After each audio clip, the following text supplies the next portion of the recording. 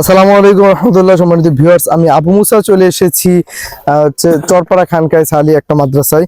আসলে আমি একটা কথা বলতে চাই যে এই যে মাদ্রাসাগুলা বা এই যে হেফজখানাগুলা, আসলে এগুলা কিন্তু আমরা কিন্তু ঈদে সবার ছুটি হয়ে যায়, সবাই ঈদ আনন্দ বাড়িতে গিয়ে করে, ফ্যামিলির সাথে করে।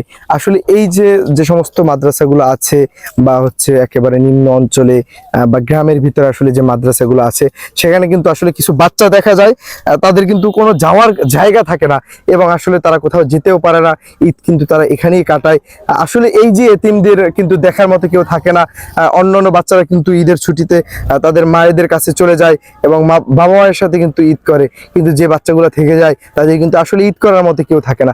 আসলে আমরা যদি তাদের একটু খোঁজখবর না নিই তাহলে কিন্তু আসলে কেউই থাকে না খোঁজখবর নেওয়ার। আচ্ছা, আমি আপনার কাছে একটু জানতে চাই যে এই যে মাদ্রাসাগুলো, যে এতিম বাচ্চাগুলো আছে ঈদে যারা থাকে, আসলে আমাদের কি করণীয়? বা আমরা যে একটা মাদ্রাসায় আছি, এখানে বেশ কিছু এতিম বাচ্চা কিন্তু তারা রয়ে গেছে, যারা কিন্তু ঈদে বাড়িতে যেতে পারেনি। এ বিষয়ে একটু আপনি বলেন। জি, আলহামদুলিল্লাহ, আপনাকে ধন্যবাদ যে আপনি এতিমদের নিয়ে একটি সংবাদ প্রকাশ করতে যাচ্ছেন।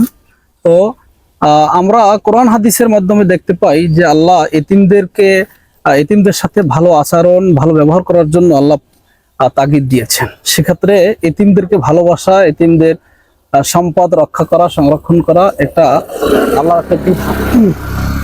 তো আমরা যে মাদ্রাসাটা আপনি কেবল দেখালেন, আমরা এতিমদেরকে নিয়ে যে একটা মাদ্রাসা তৈরি হয়েছে, এজন্য আমরা আসলে শুকরিয়া আদায় করি। তবে শিক্ষার ক্ষেত্রে যে ঘাটতিটা রয়েছে আমাদের, যে আমাদেরকে তাদেরকে ধর্মীয় শিক্ষার সাথে সাথে তারা যেন দক্ষ পেশাজীবী এবং দক্ষ নাগরিক হিসাবে তৈরি হয়, সেই সুব্যবস্থা থাকাটা আমাদের খুবই প্রয়োজন।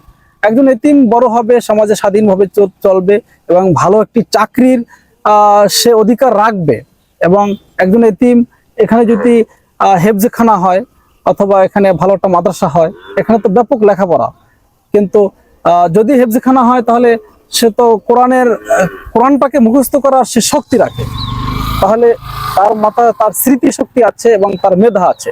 কিন্তু আমরা সেই মেধাটাকে যেন পেশায় রূপান্তরিত করতে পারি, আপনার আখেরাতের কল্যাণের সাথে সাথে যেন আমরা এটাকে আপনার দুনিয়ায় কল্যাণকর একটা অবস্থানে তৈরি করা যায়, সে ব্যবস্থাটা আমাদের থাকতে হবে। আমরা দেখি যে অনেক হাফেজ তারা প্রচুর মেধার অধিকারী রাখে, কিন্তু হেফজ করে বের হয়ে তাদের কর্মসংস্থান থাকে না। তো আমাদের উচিত মাদ্রাসাগুলোকে এমন ভাবে সাজানো যেখানে এতিমরা লেখাপড়া করবে, গরিবরা লেখাপড়া করবে, ভালো ছেলেরাও মাদ্রাসাতে পড়ে।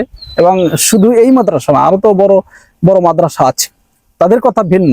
এই ছোটখাটো যে মাদ্রাসাগুলো, এগুলো থেকে যারা বেড়ে উঠে, যেসব শিশুরা, কোমলমতি শিশুরা, তারাও যেন উচ্চশিক্ষা লাভ করতে পারে, সেই সুযোগ, সেই ব্যবস্থা আমাদের থাকা দরকার, এটা আমি প্রত্যাশা করি। আচ্ছা, আমি আসলে সম্মানিত দর্শকদেরকে বলবো যে আপনি যদি আপনার এলাকায় খোঁজ করেন, তাহলে কিন্তু আপনার এলাকায় আপনি এভাবে ছোটখাটো কিন্তু একেবারে নিম্ন শ্রেণীর কিছু মাদ্রাসা পাবেন, আর যেগুলো কিন্তু দেখবেন যে কিছু সংখ্যক বাচ্চা, খুব বেশি না, এক দুজন সর্বোচ্চ কিন্তু থাকে, যারা আসলে কিন্তু তাদের ফ্যামিলির সাথে ঈদ করতে পারে না বা তাদের দেখার মতো কেউই থাকে না, তাদের আসলে ফ্যামিলির কেউই থাকে না। আপনারা যদি তাদের একটু খোঁজ খবর নেন বা এই ঈদের আনন্দটা আপনারা যদি একটু তাদের সাথে ভাগাভাগি করেন, আসলে এটা কিন্তু খুবই সুন্দর হয়। এটা আপনার কর্তব্য এবং আপনি করবেন।